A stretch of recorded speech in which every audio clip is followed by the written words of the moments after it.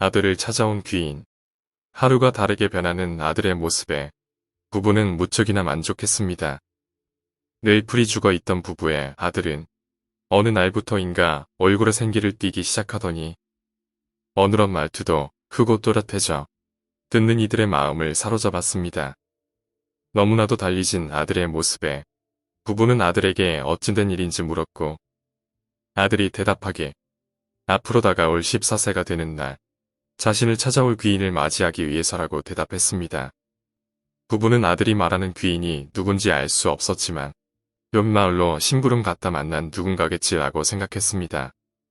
우수에 젖은 아들의 반짝이는 두 눈을 보며 진심으로 아들의 변화에 기뻐했습니다. 하지만 아들의 달라진 모습이 이웃의 눈에는 영 불편하기 그지없었습니다. 마치 자신이 마을에 지주라도 된 양 아들은 이곳저곳을 쑤시고 다니며 훈계를 일삼았고 명령조로 말하는 크고 당당한 아들의 목소리에 이웃들은 마치 하인이 된 듯한 기분이 들었습니다. 결국 아들은 마을에서 기피의 대상이 되었지만 그 사실을 깨닫지 못하는 건 아들 자신뿐이었습니다. 그도 그럴 것이 아들을 찾아온다는 그 귀인이라는 자가 실제로 존재할 수도 있기에 모두 겉으로는 아들의 비위를 맞추었기 때문이었습니다. 그렇게 시간이 흘러 약속의 시간이 다가왔습니다. 아침 일찍 호숫가에서 몸을 씻고 단정한 차림으로 마을의 입구에 나타난 아들은 정오가 되자 마을로 다가오는 한 남자를 보았습니다. 시종을 거느리며 다가오는 화려하고 위풍당당한 모습의 귀인을 말입니다. 그날 이후 아들은 한동안 마을에서 자취를 감추었습니다. 하지만 아들이 마을에 다시 나타났을 때 예전의 자신감 넘치는 모습을 찾아볼 수 없었습니다. 어느 또래 아이들과 마찬가지로 아들은 땀에 절어 시큼한 냄새를 풍기며 밭을 일구었고 말랑하던 손바닥은 굳은 살로 가득했습니다. 어떻게 된 일일까? 귀인이 찾아왔던 그날 귀인 앞에 엎드려 절한 아들의 손에 귀인은 쟁기를 쥐어주었습니다.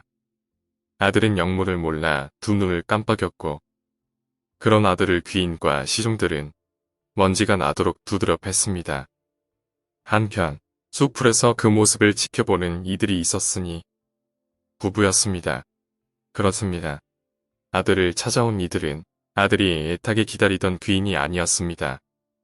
이웃에게 민폐를 끼치고 거드름을 피우며 한량으로 지내는 아들을 더는 보기 힘들었던 부부는 아들이 망상에 빠져있다는 사실을 깨닫고는 옆마을에서 배우를 고용한 것이었습니다. 그날 이후 한동안 충격에 휩싸인 아들은 침대에 누워 시름시름 앓았지만 얼마 지나지 않아 현실을 깨닫고는 예전의 모습으로 돌아왔습니다. 하지만 부부는 남은 평생 동안 아들의 웃는 얼굴을 볼 수 없었고 하루의 노동을 마치고 집으로 돌아온 아들은 대부분 시간을 창밖의 어두운 밤하늘을 보며 지냈습니다. 별이 무수히 빛나는 밤이면 반짝이는 별들이 아들의 눈동자에 비추었지만 밀려오는 잠결에 무거워진 눈꺼풀은 아들의 눈동자에서 별들을 치워버렸습니다. 오늘 이야기는 여기까지입니다. 오늘 이야기가 재미있으셨다면 구독과 좋아요 부탁드립니다. 감사합니다.